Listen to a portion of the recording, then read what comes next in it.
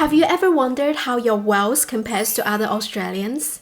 In today's video, I'll take you through Australians' average and median net wealth, as well as how the wealthiest and least wealthy stack up. As age plays a big part on how much wealth we accumulate, we will break it down into three groups. Young adults aged 25 to 40, middle-aged adults aged 41 to 64, and retirees aged 65 and over. Towards the end, I'll show you how to easily get a result like this, ranking your individual super balance and household net wealth among all Australians and people in your age group. It's a jam-packed video, so without any further ado, let's dive in. First, let's get clear on what net wealth is. It's often referred to as net worth. Basically, it's everything you own: your family home, home contents, car, super, savings, and investments, minus what you owe, like your mortgage, credit cards, or other debts. Think how much money you would have after cashing in all of your assets and paying off all of your debts. Net wealth is arguably one of the simplest and most reliable indicator of one's financial health. The average net wealth in Australia was about $836,000 in September 2024. While I couldn't find the latest ranking, according to Forbes Australia, when this figure was lower at about $778,000 in 2023, it placed Australia fourth behind Switzerland, the United States, and Hong Kong. This average net wealth figure is calculated by dividing total household wealth of $16.9 trillion by the adult population of about 20.2 million. According to the ABS, Australia's collective household wealth soared to $16.9 trillion in September 2024, up from $15.3 trillion last year. This represents a 10% increase. The $16.9 trillion is made of approximately $20.07 trillion in assets minus $3.18 trillion in liabilities. Most of these holdings are in property, with the value of land and dwellings exceeding $11.36 trillion, which accounts for about 57% of total assets. Superannuation makes up the bulk of the remainder, representing 20% of total assets. Of course, Australians' wealth isn't evenly distributed.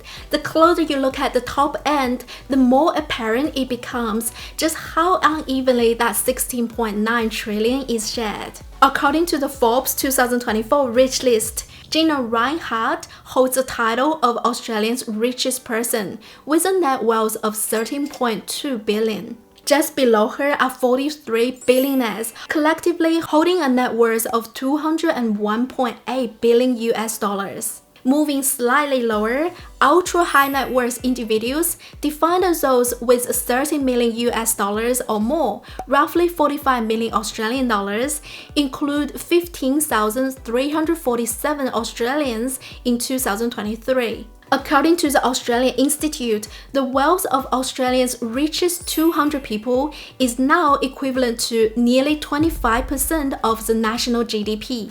To be in the top 1% of wealth in Australia, you'd need a net worth of around $4.7 million US, or over roughly 7 million Australian dollars. There are approximately 209,000 Australians in this exclusive group. At the same time, about 1.8 million Australians, close to 9% of adult population, have a net worth exceeding $1 million US, which is roughly 1.5 million Australian dollars.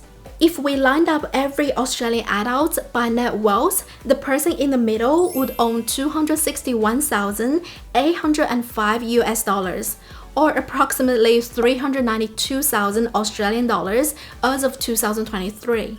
This figure represents the median individual net wealth. Globally, Australia ranks second in median wealth per adult, only behind Luxembourg. Meanwhile, the last survey of income and housing from the ABS found that the bottom 20% of Australian population earns 7.4% of the income but holds just 0.7% of the wealth.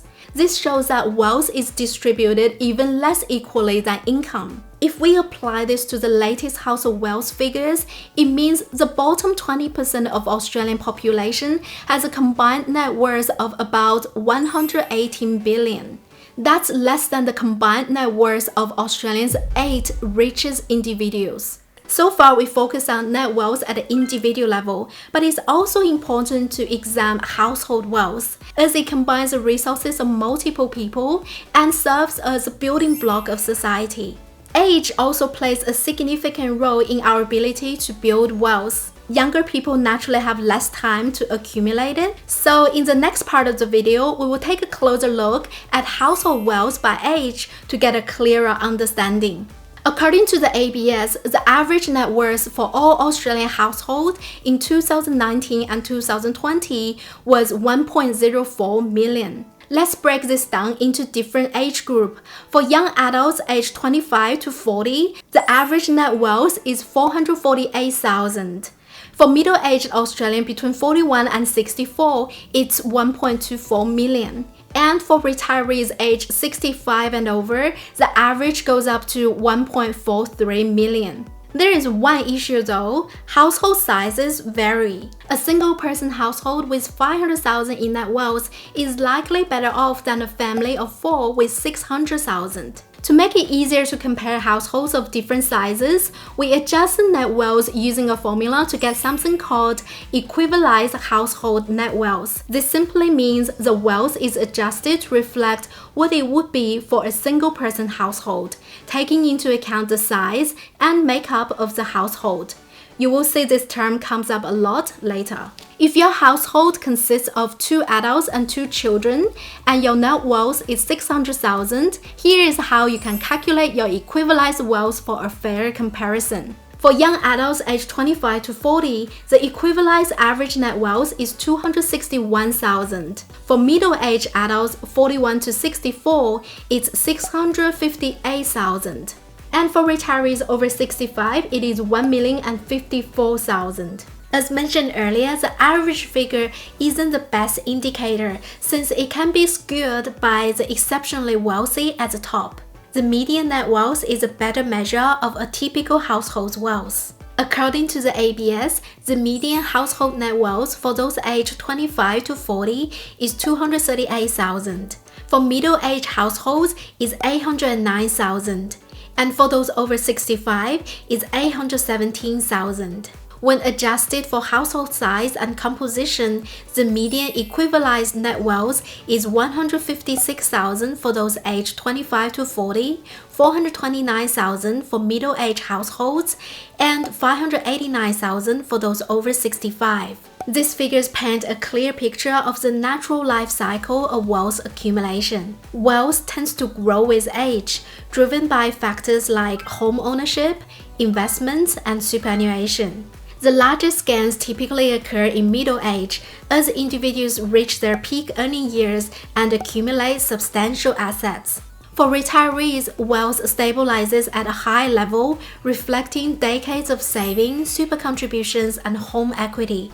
At the same time, these figures also reflect the generational divides in opportunities and challenges. Younger generations face structural barriers such as high property prices, rising costs of living, and stagnant wage growth, making it much harder to build wealth compared to older generations. Meanwhile, older generations have benefited from earlier entry into the property market and unprecedented asset appreciation, giving them a significant financial advantage. Understanding these dynamics is crucial for addressing wealth inequality and ensuring future generations have the opportunity they need to secure their financial future. When it comes to the bottom 25% of the households, younger households have less than 78,000, middle-aged households have less than 332,000, and households over 65 have less than 433,000. When adjusted for household size and composition, the equivalized net wealth for the bottom 25% is 47,000 for the younger adult groups, 193,000 for the middle-aged group, and 349,000 for the retiree group. On the other end of the spectrum, things are very different. For the top 25%, younger households have more than 554,000, middle-aged households exceed almost 1.5 million, and retirees are above 1.55 million. The top 5% take it even further, with young households over 1.56 million, middle-aged households surpassing 3.77 million, and retirees over 4.56 million. At the very top, the top 1%, wealth becomes extraordinary. Young households exceed 3.09 million, middle-aged households reach over 7.71 million, and retirees surpass an incredible 10.93 million. When adjusted for household size, the equivalized figures follow a similar pattern, scaling down slightly for fairer comparison. These figures reveal a stark divide between the top and bottom tiers across all generations, with a worrying trend that the gap is growing larger for the younger generation. The top 25% of young households hold 6.86 times the wealth of the bottom 25%, compared to 3.96 times for middle-aged households and 3.17 times for retiree households. This divide becomes even more striking when comparing the top 5% or 1% to the bottom 25%. Australia's wealth distribution is becoming increasingly uneven with each generation. What are your thoughts on this? Leave a comment down below. If you want to find out the easy way how your individual super balance and household net wealth compare to all Australians or people in your age group, head to this calculator on the Poverty and Inequality website. I'll put a link in the description box down below. Simply enter your numbers. You can compare your personal superannuation balance and household net wealth to people your age and all Australians. Now you know how exactly your net wealth compares. Watch this video to find out how your income compares. Thanks for watching. I'll see you over there.